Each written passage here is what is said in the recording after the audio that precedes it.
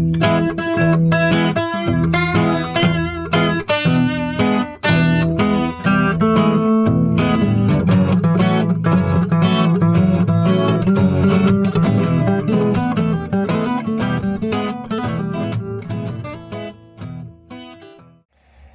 everybody, Marty here.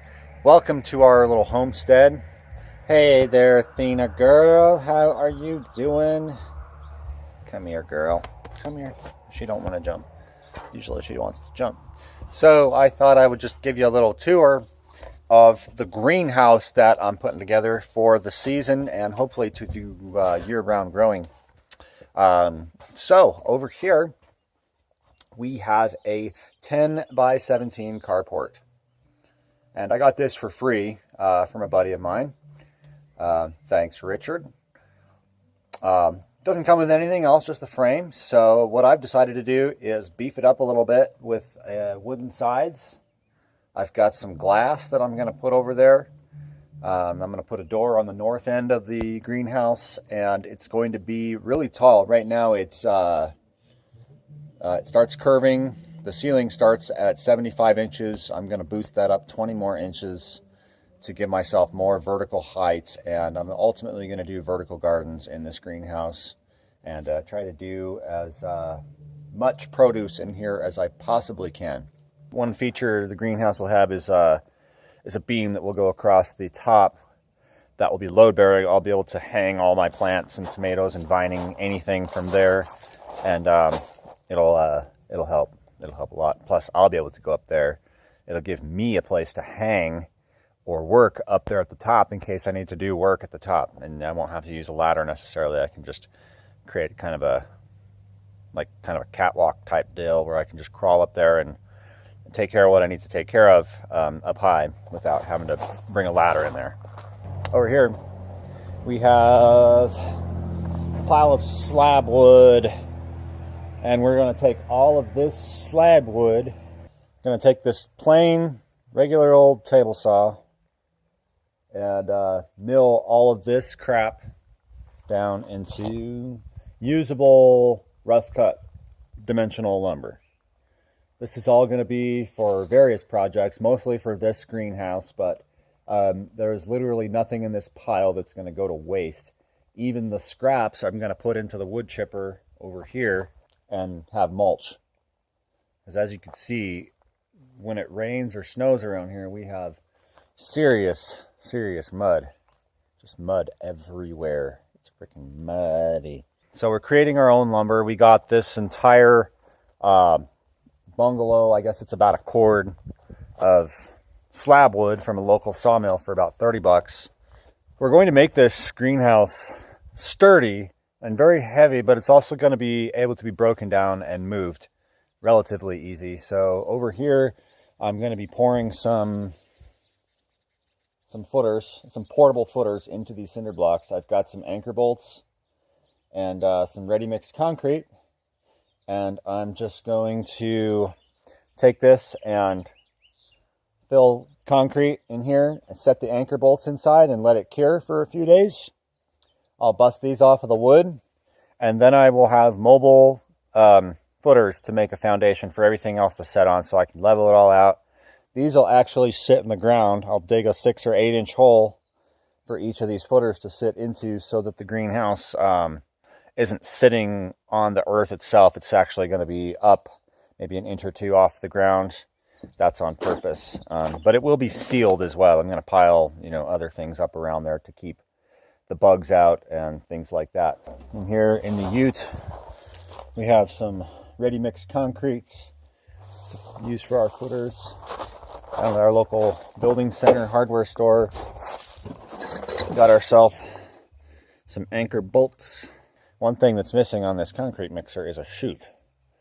I need a chute, something where I can funnel all of the concrete into the different cinder blocks. Don't have a chute. I need to make one. So I'll need to be able to junk.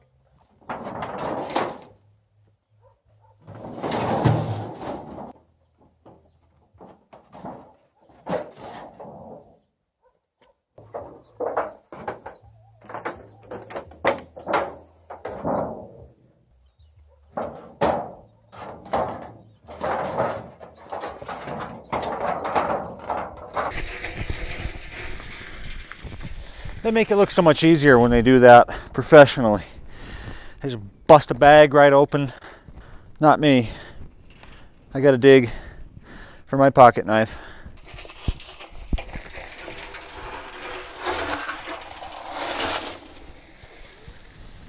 There we go. Alrighty. There's our concrete.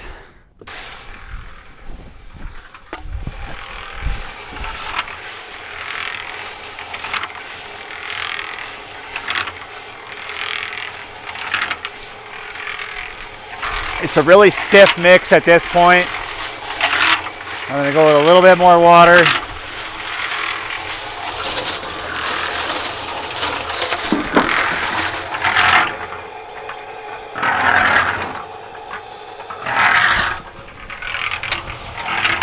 All right. Looks like I'm going to have to do it this way. It's going to have to be slowed.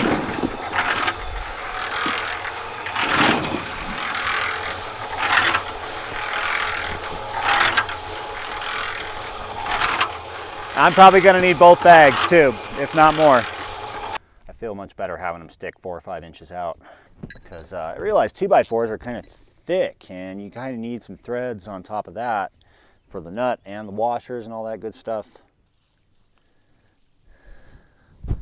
Cool, and that's how you make some footers, footings, whatever the fuck you want to call them. Cheap. 40 bucks for a foundation for whatever kind of building you want to build. That's that. Those will have to sit there for about 3 days before they're going to be ready, but chances are I won't be ready to use them for at least a week anyhow, because I got to mill all the fucking wood and then I got to put all the walls together first, frame it up, and then attempt to assemble it. So we are making boards for whatever. Immediately we're making boards for the greenhouse because that's our immediate project here. And so just to show y'all what we got going on, we got a couple piles of wood over here. Let's just take a look.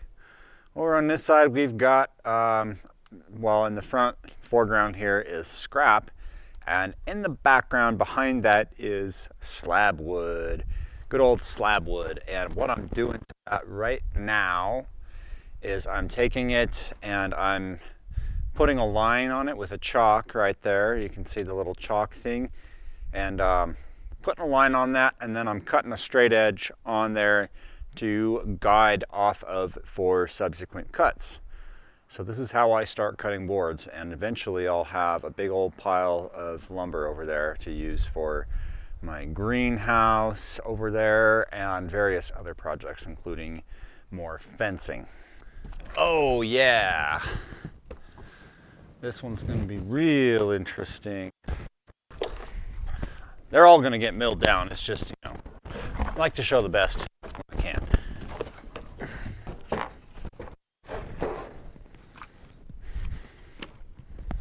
So I'll get the board up there, find a good spot on the narrow corner here.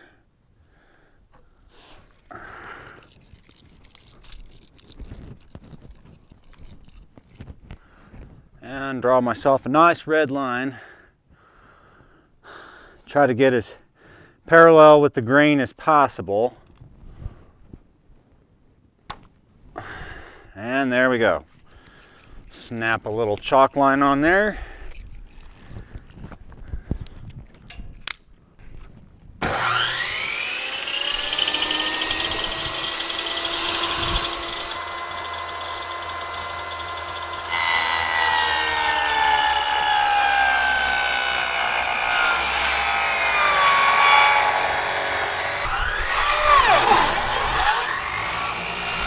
This is turning out to be a really bad example of a board,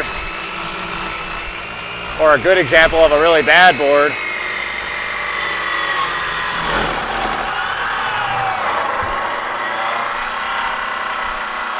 Here's what I'm gonna do. I gotta drive a wedge in there. There's no way this is happening without a wedge. Okay, that should help.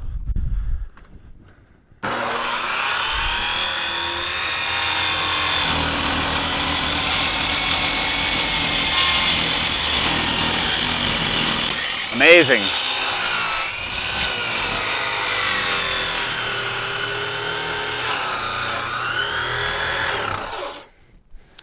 And again.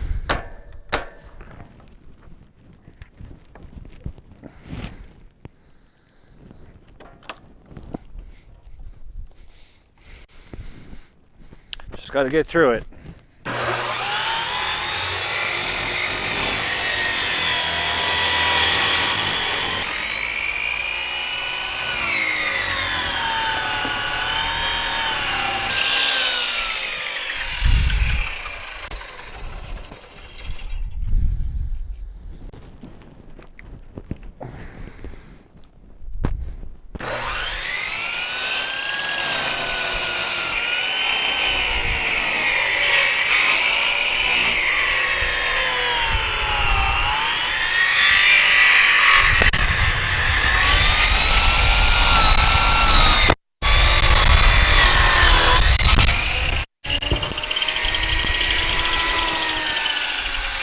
All right.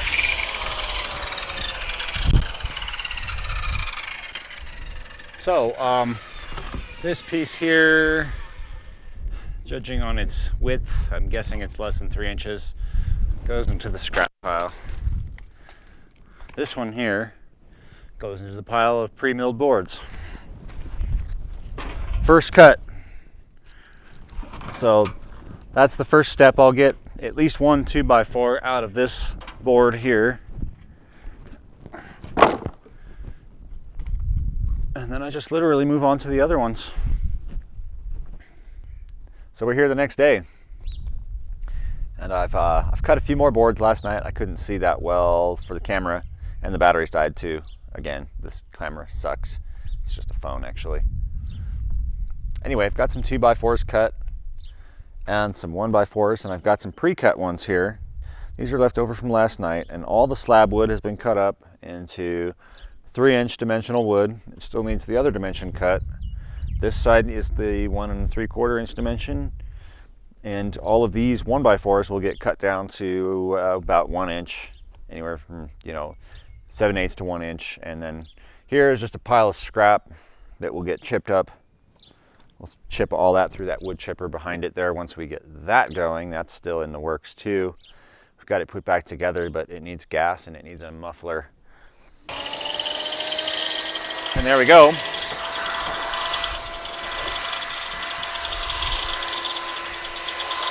Not bad. Not the best. It's kind of crooked from my original cut, but you can tell that it really kind of sucks. But it works. It's not, it's cheap. Cheap lumber. Very cheap lumber. The nice thing about doing this by hand is you can adjust the feed rate, obviously, as you feel inconsistencies in the wood.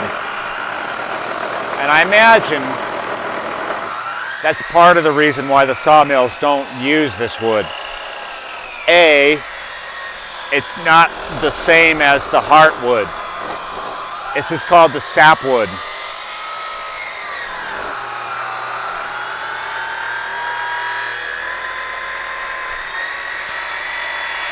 And as you might guess, it contains a lot of sap. So over time, it tends to crack more, tends to twist more, bow. It's not as ideal for structural building. Why am I using it? Because I'm cheap. But believe me, if I had a real sawmill, I would just get logs and cut all my own boards. Now these boards aren't perfect, as you can see. There's still some bark on there, but I've got at least 6 or 8 feet of completely good board here. It's usable. Almost all of it's usable. Just depends on what you're doing with it.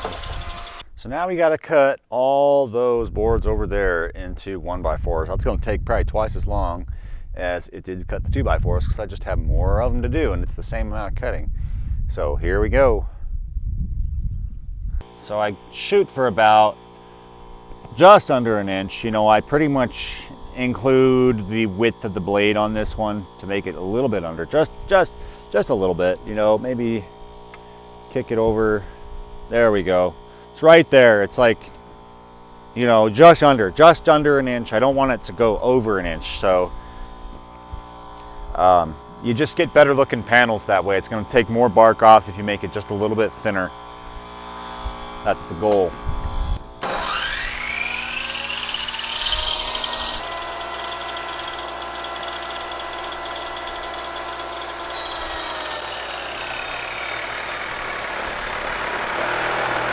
So these ones take just as much cutting time,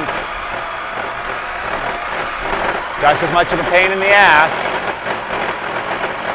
but my tolerances on the final product are less.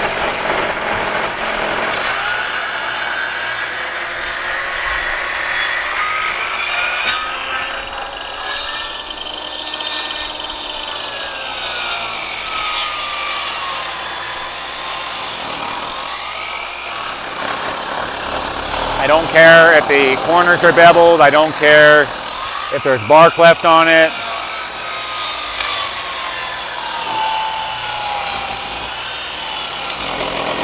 The main goal here is to give me just a nice looking edge. It's a fence panel. Now, doesn't that look nice? Well, a little bowed. Not too bad, huh? Milling this one again, it's got enough meat in it. This is generally what I do.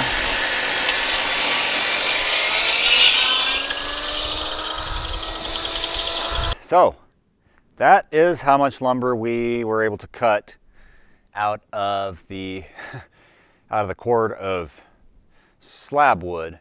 I need a total of 4 98-inch pieces. And I've got plenty to pick from here, so we'll get these ones cut. And then we need several short boards.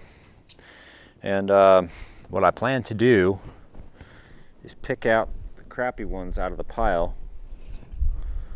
and cut off the pieces that need to be further milled into 1x4s, because there's a lot of those 2x4s that are half 1x4s.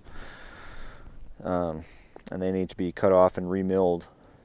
Some people might say, oh, yeah, you need to let it dry, blah, blah, blah, blah, blah. Yeah, well, you know, we're old school, rugged, homesteader, cowboy frickin' people, so whatever. There's one of those, and then once I cut that off, it's going to basically leave me with all this. That's just a 1x4, and I'll just have to take that and run it through the mill again. I know, some of y'all are probably laughing because I call it a mill. Whatever. It's my mill.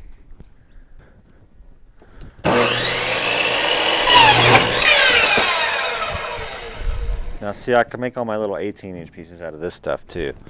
So I just put all my scrap, not scrap, but my drop right there. Make sure we got it.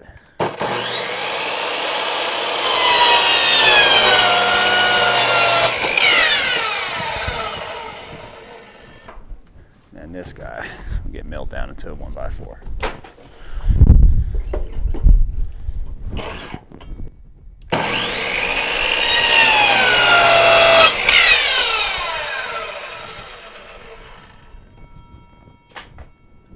Cool.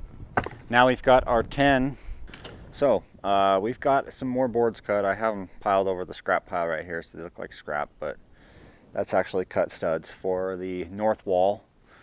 I've got all the vertical studs cut that I need, although I'm going to be leaving at least 2 of them out. I'm going to be leaving the inner 2 out of there because I don't know what size door I'm gonna have. So I don't have a door yet. I need to go door shopping at the door store next Saturday. They're only open 1 day a week.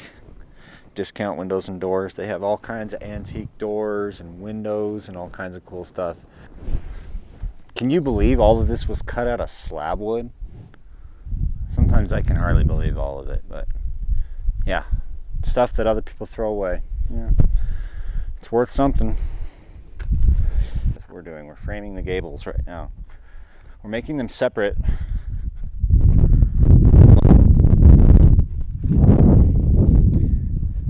My microphone fuzz keeps falling off. That should help with the wind. So I've already got all the parts pre-cut. Why did I say pre-cut? What is pre-cut anyway? George Carlin taught me better than this.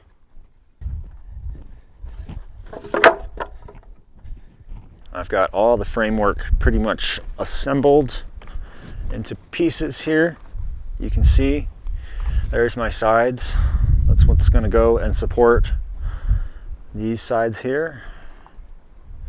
And there's the other set. There's one gable end and then the south wall. And over here we have, of course, the north wall. And just that's just a beam I put up there to measure the distance. And so yeah, whenever we get some help, we will assemble all this crap. We're still waiting another day or so for the cinder blocks to cure, which are over there. We'll go check those out. Yeah, buddy. So these cinder blocks are pretty much good to go. I can probably, yeah, done deal.